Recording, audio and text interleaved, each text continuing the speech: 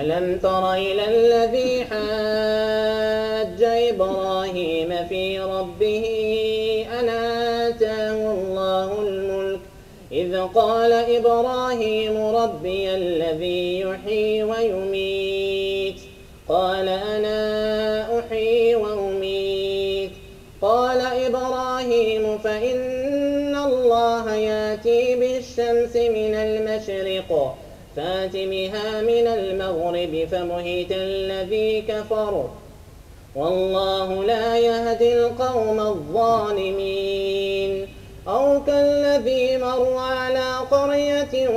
وهي خاوية على عروشها قال أنى يحيي هذه الله بعد موتها فأماته الله 100 عام ثم بعثه قال كم لبثت قال لبثت يوما أو بعض يوم قال بل لبثت 100 عام فانظر إلى طعامك وشرابك لم يتسنه وانظر إلى حمارك ولنجعلك آية للناس وانظر إلى العظام كيف ننشرها ثم نكسوها لحما فلما تبين له قال أعلم أن الله على كل شيء قدير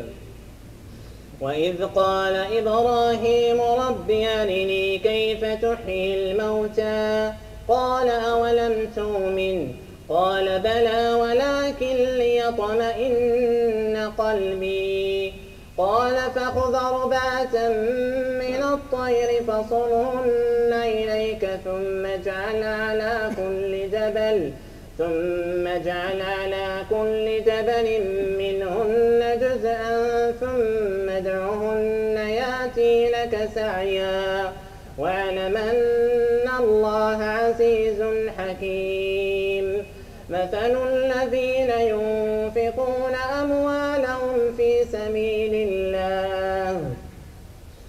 الذين ينفقون أموالهم في سبيل الله كمثل حبة أنبتت 7 سنابل في كل سنبلة 100 حبة والله يضاعف لمن يشاء والله واسع عليم الذين ينفقون أموالهم في سبيل الله ثم لا يتبعون ما أنفقوا منا ولا أذى لهم أجرهم عند ربهم ولا خوف عليهم ولا هم يحزنون قول معروف ومغفرة خير من صدقة يتبعها أذى والله غني حليم يا أيها الذين آمنوا لا تبطلوا صدقاتكم بالمن والأذى كالذي ينفق ماله رياء الناس ولا يؤمن بالله واليوم الآخر فمثله كمثل صفوان عليه تراب فأصابه وابل فتركه صلدا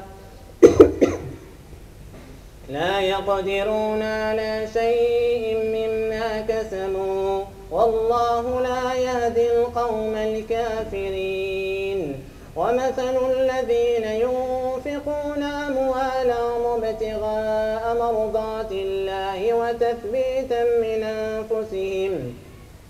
كمثل جنة بربوة أصابها وابل فآتت أكلها ضعفين فإن لم يصبها وابل فطل والله بما تعملون بصير أيود أحدكم أن تكون له جنة من نخيل وأعناب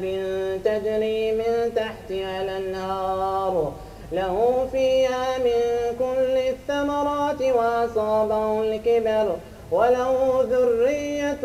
ضعفاء فأصابها إعصار فيه نار فاحترقت كذلك يبين الله لكم الآيات لعلكم تتفكرون. يا أيها الذين آمنوا أنفقوا من طيبات ما كسبتم ومما أخرجنا لكم من الأرض ولا تيمموا الخبيث منه تنفقون ولستم بآخذه إلا أن تغمضوا فيه واعلموا أن الله غني حميد. الشيطان يعدكم الفقر ويأمركم بالفحشاء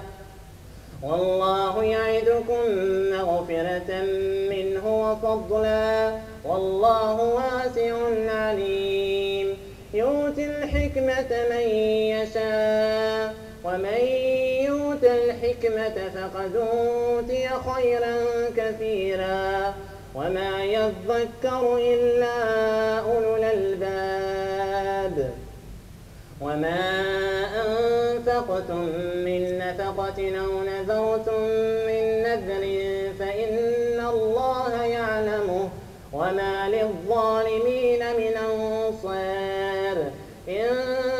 تبدوا الصدقات فنعما هي وإن تخفوها وتؤتوها الفقراء فهو خير لكم ونكفر عنكم من سيئاتكم والله بما تعملون خبير.